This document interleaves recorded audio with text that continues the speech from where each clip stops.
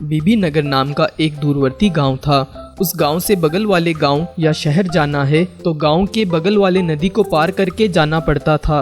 उस नदी के ऊपर ब्रिटिश के ज़माने का 300 साल पुराना ब्रिज था। वह बहुत पुराना हो गया था और टूटकर गिरने के लिए तैयार था। उस गांव का सरपंच का नाम बजरंग था। वह बहुत लालची, स्वार्थी और भ्रष्टाचार था। उस गांव के विकास के लिए जो भी निधि आते थे उसे खर्च न करके वो खुद खाता था। एक दिन एक सर्वे इंजीनियर उनके कर्मचारियों के साथ उस गांव में आया। गांव के लोगों ने इंजीनियर से मिले। उनमें से एक आदमी, इंजीनियर सर, थोड़े बहुत सालों से ब्रिज खराब होने के कारण हमको बहुत मुश्किल हो रहा है साहब। तब एक किसान, इंजीनियर साहब, ये ब्रिज खराब होने की वजह से हमारी फसल समय पर बेचने के लिए बहुत मुश्किल हो रहा है। पैदल से उस नदी को पार करके 50 किलोमीटर जाने तक फसल पूरा खराब होकर बहुत नष्ट देखना पड़ रहा है। तब एक औरत, बच्चों को भी स्कूल भेजना है तो बगल वाले गांव से भेजना पड़ता है। वो पुराना ब्रिज के ऊपर जाना है तो वो कब टूट कर गिर जाएगा कहकर बहुत डर लग रहा है, बोली। तब गांव के लोग इंजीनियर से कैसे भी करके ब्रिज को सैंक्शन करने के लिए बहुत विनती किए। तब इंजीनियर ने हाँ जरूर करूँगा कहकर वहाँ से चला गया। उस शाम को बजरंग ने इंजीनियर से मिला। नमस्ते इंजीनियर साहब, सर्वे रिपोर्ट्स क्या कह रहे हैं? कहकर पूछा।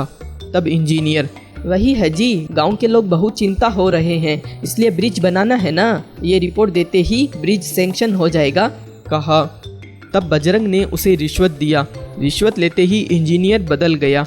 तब इंजीनियर बजरंग से, फिर अब क्या करना होगा कहकर पूछा। तब बजरंग, क्या होगा जी, सर्वे रिपोर्ट में अभी नहीं होगा, अभी उपयुक्त नहीं है, वैसे कुछ ना कुछ लिखो, पढ़े लिखे वालों से यही है फायदा, कहते ही समझ जाते हैं, हा हा हा हा हा कहकर हंसा। तब सर्वे इंजीनियर वहाँ से चला गया।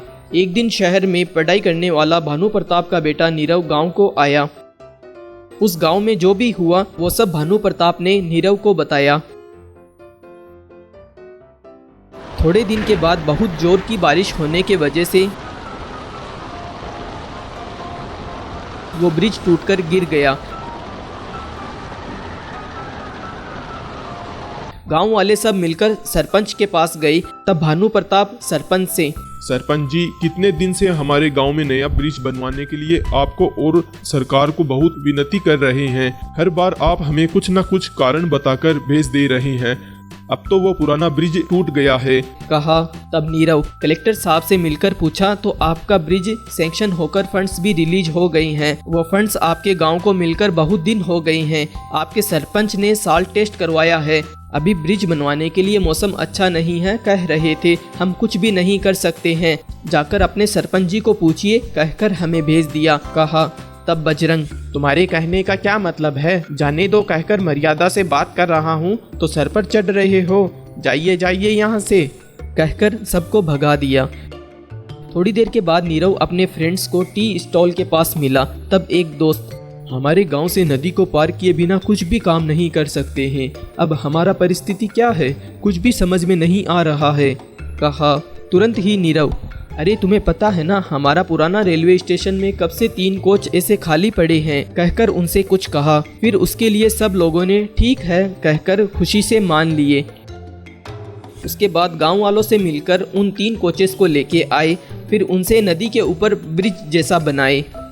उस ट्रेन कोच ब्रिज के ऊपर से लोग पैदल से नदी को पार करने लगे। स्कूल जाने वाले बच्चे भी ट्रेन कोच ब्रिज के ऊपर से पैदल जाने लगे। शहर में फसल बेचने वाले किसान लोग भी उस ट्रेन कोच ब्रिज से ही जाने लगे।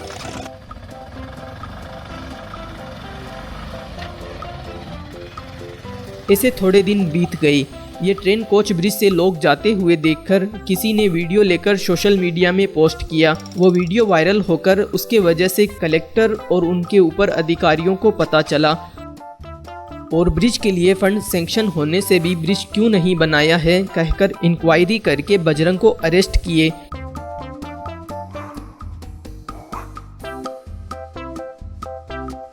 तुरंत ही उस गांव में नया ब्रिज बनवाए।